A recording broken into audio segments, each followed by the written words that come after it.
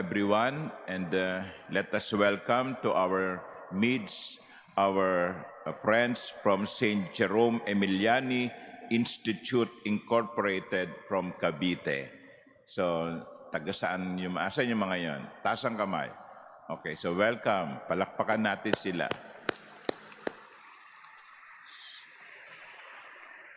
I think last week also you have schoolmates who were here or some other days ago. So,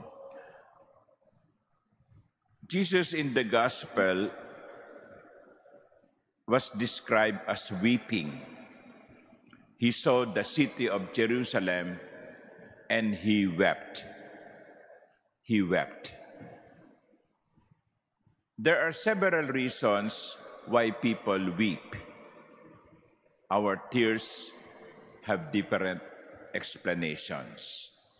Some people weep or they have tears because of joy. So that's what you call tears of joy. Nakapasa ka sa bar, nakapasa ka sa board, ikaw ang na-declare na valedictorian, naiyak ka, yun ay luha ng kagalakan, tears of joy. Tumama ka sa loto, okay, milyon, tuwan-tuwa ka, at sa iyong kagalakan, naluha ka. Tears of joy.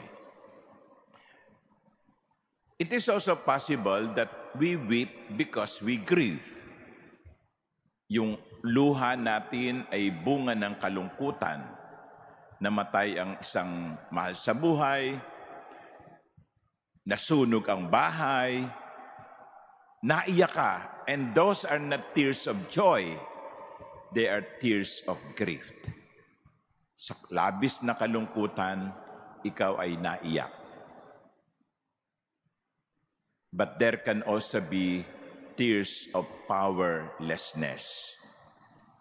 Naiyak ka kasi wala kang magawa. Powerlessness. I think the reason why Jesus wept was not because of joy. He was not happy that Jerusalem is going down the drain.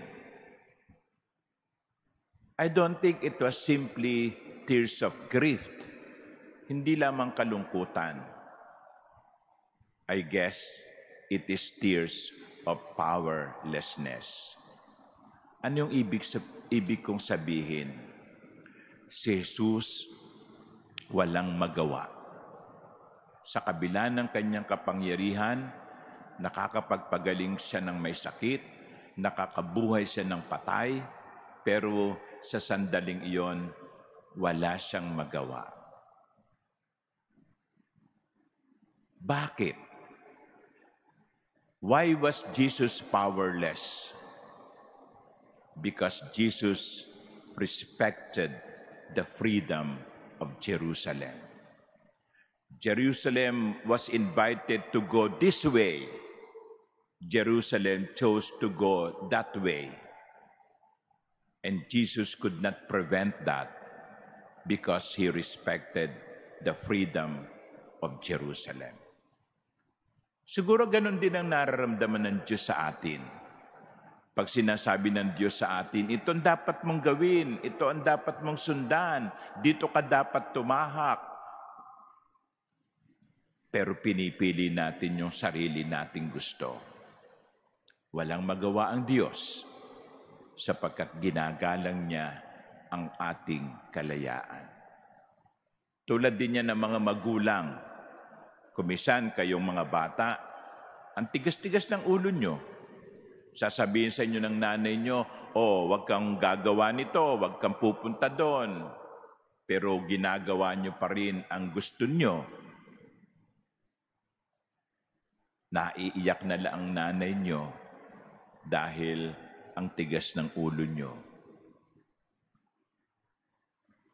Ganon siguro ang Diyos. And that is why we have to understand what is happening to us, not simply as punishment, but as fruit of our choices. Kasi kung minsan, sinisisi natin ng Diyos Bakit ako nagkaganito? Bakit ako nagkaganoon? Bakit ganito ang nangyari sa akin? Katulad ng mangyayari sa Jerusalem. Sabi ng Panginoon, they will smash you to the ground and your children within you, and they will not leave one stone upon another within you. So yun ang kanyang prediction. Ang tigas ng ulo nyo, ayaw nyo makinig sa akin, wala akong magagawa, pero tandaan ninyo, ito ang mangyayari sa inyo. And true enough, after the death of Jesus, after he went up to heaven, in year 70, Jerusalem was destroyed by the Romans. Ngayon, sino may kasalanan? Diyos? Hindi. Sila ang gumawa ng desisyon Sila ang gumawa ng pagpili. Kaya kumisan, hindi natin dapat sisihin ng Panginoon sa mga nangyayari sa atin. Tayo ang pumipili. Tayo ang nagpapasya. Tayo ang gumagawa. Tayo ang sumusuway. Right now, my face is lit because I am facing the light. Pag ako'y tumalikod, siyempre madidiliman ang mukha ko. Pero hindi ko pwedeng sisihin yung ilaw. Kaya dumilim ang mukha ko dahil tumalikod ako sa ilaw.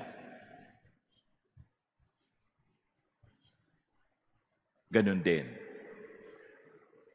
Kaya lagi natin tatandaan, lahat ng ating pasya, lahat ng ating desisyon, meron niyang katapat na consequence. Every decision that we make will always have consequences, whether good or bad. Kaya itong ebanghelyo natin, isang paalaala na dapat maging maingat tayo sa pagpili. Kasi kung minsan sasabihin ng Diyos, ito na ang gawin mo, ito na ang piliin mo, ito na ang iboto mo. Yan. Pero hindi. Pinagpipilitan natin yung gusto natin. So ngayon, we are suffering because of the failed choices that we make. To reject God is to reject happiness. It is not a punishment. It is the result of our wrong choices. Kaya mga bata, pag kayo ay sinasabihan ng inyong mga teacher, ng inyong mga magulang, ito ang dapat ninyong gawin, ito ang mabuti, makinig kayo. Huwag matigas ang ulo. Huwag kayong maging katulad ng Jerusalem, matigas ang ulo. At dahil doon, napahamak sila. Napahamak.